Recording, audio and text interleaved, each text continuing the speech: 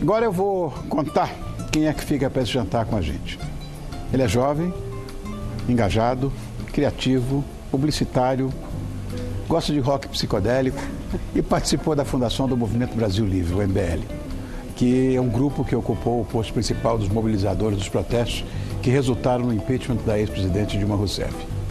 Boa noite, Pedro Derro. Como é que você está, meu irmão? Tudo bom? Agora com você vai ficar melhor. Vim para comer, que delícia. Tamo junto, mas não é?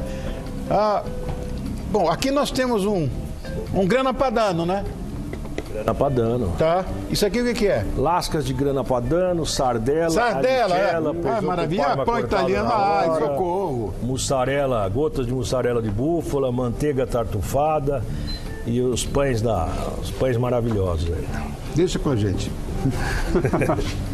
Bem tratado aqui, hein? Tá vendo? Acontece. Pedro, pouca gente sabe, mas além desse teu envolvimento com a política, você fez parte da banda Bonde do Rolê. A banda de funk. Ninguém acredita. É. Viajei o mundo cantando funk. Era uma banda de Curitiba, né? A gente fazia um mix entre o funk carioca e outras coisas, né? Colocava rock, colocava música eletrônica junto. E fez sucesso. Um cara que chama Diplo, que hoje ele trabalha com a Beyoncé, trabalha com o Justin Bieber, contratou a gente foi a primeira banda que ele contratou para o selo que ele estava lançando. E aí explodiu, assim, com 3 meses de banda eu já estava fazendo turnê nos Estados Unidos, turnê na Europa. Tocamos no Coachella, Glastonbury, todos os maiores festivais, sim. Fiquei 10 anos vivendo de funk, ninguém acredita. Bom, há quem diga, inclusive, que você ajudou a lançar a carreira do Pablo Vittar. Verdade. É mesmo? O que aconteceu foi o seguinte, eu descobri, né, depois que a gente teve o primeiro sucesso de banda, eu e o Rodrigo, que é meu ex-sócio na banda, a gente começou a tentar fazer outras bandas, né? A gente trabalhou com uma banda também, uns garotos muito legais, que chama Banda O, tiveram bastante sucesso também. E aí, quando eu já estava lá pensando em trabalhar com política, eu encontrei o Instagram do Pablo Vittar, né? E vi que tinha alguma coisa ali, tinha alguma coisa bem interessante no jeito que o Pablo fazia maquiagem, né? Porque, assim, essa cena estava começando a vir para o Brasil, era uma cena que já existia nos Estados Unidos, estava muito forte com aquele programa RuPaul's Drag Race, não sei se conhece. Conheço. E o pessoal estava tentando criar alguma coisa no Brasil. E eu falei pro Rodrigo, Rodrigo, eu tenho o Pablo aqui, não sei o que, pô, que legal. Aí o Rodrigo estava muito ocupado, acabou não prestando atenção. Aí eu dei uma insistida, falei, vai lá, fala com o Pablo, tem que falar com o Pablo, não sei o que. Daí o Rodrigo falou, vou falar com o Pablo. Se acertaram, deu super certo, ficaram amigíssimos. E aí o Pablo explodiu, né? Ninguém imaginava que fosse ser uma coisa tão grande como foi. E foi um puta tiro certeiro. O Rodrigo é um excelente produtor musical, assim, cuidou da carreira dele maravilhosamente. Agora, depois do Bonde do Rolê, você se empenhou na fundação do MBL, né? Isso. Tá. Como é que nasceu essa ideia? Onde nasceu essa ideia? Então, a ideia do MBL nasceu justamente dessa necessidade que eu e o Rodrigo a gente tinha na época de produzir outras bandas, né? A gente estava lá tentando produzir outras bandas e aí eu encontrei o Alexandre Santos, que é irmão do Renan, porque o Alexandre tinha uma produtora de vídeo. E a minha ideia era basicamente produzir outras bandas e cada single dessas bandas a gente fazer com um clipe. Aí, para baixar os custos, eu falei com o Alexandre, Alexandre, vamos alugar um espaço no centro, então? Aí você coloca a sua produtora, eu entro com a minha produtora de áudio, e aí a gente baixa o custo para todo mundo e a coisa, né, fica mais fácil de produzir. Aí o irmão do Alexandre, que era o Renan, vinha de política estudantil, ele fez Sanfran, né, trabalhava bastante com política estudantil lá, e pegou e falou, eu vou junto também, não tem onde ficar, não aguento mais, ele tinha acabado de falir uma empresa, não sei o que, o Brasil entrando em crise, ele já não estava mais dando conta, e foi trabalhar com a gente. E aí a gente viu que a gente tinha muita afinidade nas nossas ideias políticas, né? E a gente começou a conversar, e a gente viu que as ideias que a gente defendia na política, responsabilidade fiscal, redução do Estado brasileiro, eram ideias que eram defendidas pelas pessoas de um jeito muito chato. Né? E aí você tinha a esquerda falando principalmente com o jovem, defendendo ideias irresponsáveis, mas que seduziam o jovem, porque elas pareciam ideias muito bacanas, e o nosso lado, as ideias que a gente acredita serem boas, eram vendidas de uma maneira muito economicista, muito técnica, né? Muito número, e a gente falou, bom, como que a gente faz para mudar a linguagem dessas ideias? Né? E aí a gente foi trabalhando nisso, chegou um cara que queria ser deputado estadual, falou, eu tenho 10 mil reais, toma aqui minha campanha, faz a minha campanha, não sei o quê. A gente falou, vamos fazer então, vamos fazer. Não tinha cliente, não tinha nada, estamos lá com o espaço. E a gente começou a fazer a campanha do cara que chamava Paulo Batista, o Raio Privatizador. Cara, a campanha dele foi um puta sucesso, saiu no John Oliver na HBO, imagina uma campanha de deputado estadual, ninguém dá a mínima. Saiu no New York Times, mídia impressa, né?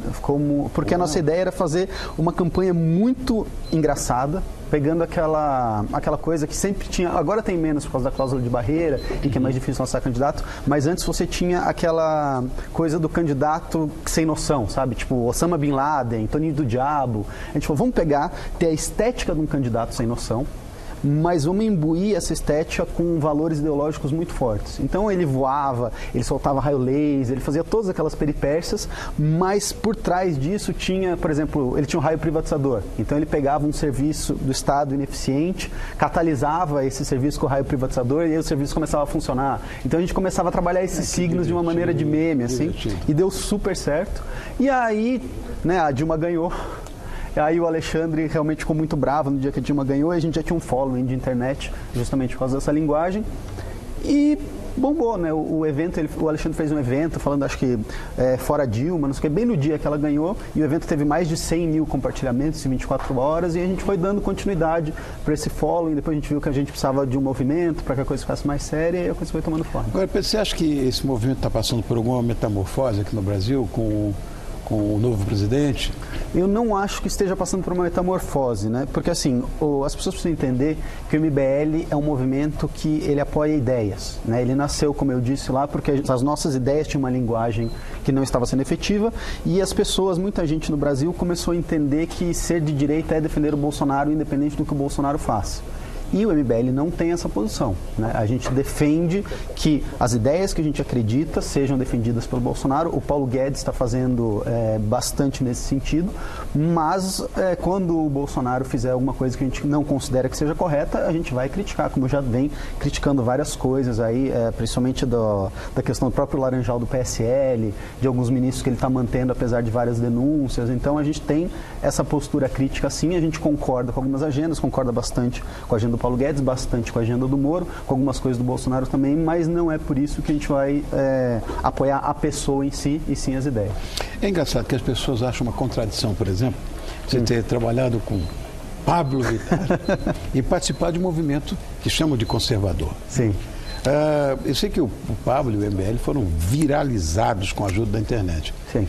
Tudo bem, como é que você usa essa ferramenta que hoje é fundamental, você sabe disso, para disseminar suas ideias, porque tem tanto hater, tem tanta fake news, como é que você faz? Bom, primeiro a questão da contradição em si, né? As pessoas precisam entender que o MBL e eu também, a gente é uma coisa que chama liberal conservador. Né? Ou seja, existem valores liberais que a gente acredita que gera uma boa sociedade e a parte conservadora defende que esses valores sejam conservados. Né? Eu acredito que não deva existir, né, que não é virtuoso que exista um conservadorismo que defenda o direito, que o Pablo Vittar não tem o direito de ser quem ele quiser ser. Né? Contanto que ele não esteja fazendo mal para ninguém, então essa contradição para mim não existe, porque é um direito individual que o bom conservadorismo deve defender. Quanto à questão da internet, você tem... É uma ferramenta muito poderosa, né? É uma ferramenta muito poderosa e para mim, imagina, o meu sucesso de banda foi sempre pela internet, sucesso do Pablo Vittar, sucesso do movimento, porque é um grande veículo difusor de ideias. Né? E a gente entende que cada vez mais hoje a política está se espetacularizando. E é por isso que existe essa facilidade, para mim, por exemplo, que trabalhei com música, hoje trabalhar com política. Porque, no fundo, com essa questão de Instagram, do próprio Facebook, as duas coisas estão meio que obedecendo às mesmas regras. Isso tem um lado bom, que aproxima as pessoas da política, né? Hoje as pessoas vivem muito mais a política do que viviam antes, mas tem um lado ruim também, que, como é que eu posso dizer assim, a política perde um pouco de substância. Você acaba tendo, às vezes, um cara que ele é youtuber e ele é eleito e esse cara não traz uma substância. Ele é eleito pelo espetáculo que ele proporciona, mas isso ele não... banalização total da Exato, exato. Tem um lado bom que as pessoas começam a participar mais hoje, as pessoas sabem o nome dos ministros, né? Sabem o nome dos juízes do STF, que antes não sabiam, que isso também é por conta, mas tem esse outro lado ruim que as coisas acabam sim perdendo um pouco de substância. Vamos falar de política. Tem um acontecimento, quinta-feira passada, aconteceu a prisão do ex-presidente Michel Temer. O que você achou dessa história? Olha, eu fico muito preocupado com o andamento da Operação Lava Jato, sabe, Rony? Porque, assim, o Moro, quando ele foi prender o Lula, ele tomou vários cuidados. O Moro é muito cuidadoso e muito estratégico nesse sentido, né? Então, ele teve a condição coercitiva, mas, assim, para prender, ele não esperou só haver um clima de suspeição que o Lula havia cometido crimes, porque isso existe. Mas o Moro entende, né, corretamente, que só o clima de suspeição não é o que é necessário para prender alguém. Então ele esperou ser julgado na primeira instância, esperou ser julgado na segunda instância, e aí foi lá e prendeu. E mesmo assim ainda está tendo uma super discussão que ele realmente extrapolou as suas incumbências e tudo. O Bretas, que foi esse juiz que prendeu o Temer na semana passada, ele pode ter sido muito brusco na sua decisão, né? Ele pode, assim, com certeza vão haver contestações, tanto do Supremo quanto de algumas organizações de direito, justamente porque talvez ele tenha se excedido. E se ficar comprovado que ele se excedeu, né, nessa manobra, aí quem perde realmente é a Lava Jato e os brasileiros que estão contando com a Lava Jato para ver a justiça finalmente chegar, né, nas instâncias do poder. Uau! Olha lá, aí sim, hein? O quê? Muito obrigado. Bom, a gente está falando de divergência, de haters, de tudo. Eu vou dizer uma coisa. Diga. Agora pegar um de cada lado, é isso ou não? Ó. Olha que coisa. Ó. Ainda tem aqui um maçarico. Maçarico, é. Nós estamos bem na fita. Uma gratinada, né? Pô, me convida mais, hein? Quando você quiser. Ó, que beleza, gente. Gratinando com maçarico. Que ótimo. Legal. Agora, Pedro, a intolerância tem estado muito presente em todos os âmbitos do nosso planeta, né? Uhum. Como é que você lida com isso? Já sofreu uma ameaça? Já sim, imagina. Isso é um outro fenômeno que a internet também está ajudando muito a potencializar, né? Tem um estudo que eu gosto muito do MIT, da Universidade de Massachusetts, que Institute of Technology. Exato. Que diz o seguinte: já nos anos 90 eles diziam que a internet ia balcanizar a opinião pública, né? O que moscada. O que você quiser. Eu também quero tudo que eu tenho direito aí, hein? Beleza, olha, lindo. Então eles já diziam nos anos 90, lá no comecinho da internet, quando você demorava, né, meia hora para baixar uma música com MP3, eles já estavam prevendo que a internet ia ter esse efeito nas pessoas, que as pessoas iam começar a se agrupar em grupos que tinham opinião semelhante e não ter que lidar mais tanto com o contraditório, com o diferente. Sim. Né? Então, isso é um fenômeno que chama balcanização. Isso acontece porque a gente tem um jeito específico de ver as coisas, né? A gente chama isso de um viés cognitivo ou heurística, que chama viés de confirmação. Você tende a procurar, você acredita em alguma coisa, né? E quando você acredita nessa coisa, você tende a procurar pessoas que concordem com você e informações que corroborem com aquilo que você acredita. E aí isso na internet acaba criando essas bolhas cognitivas de pessoas que só concordam e na vida real não, né? Você vai lá, você lida com o padeiro é petista, aí ele fala, seu golpista, não sei o quê, mas as pessoas tinham essa vivência e isso a gente está perdendo por conta da internet. Você com essa placa me aborrece profundamente.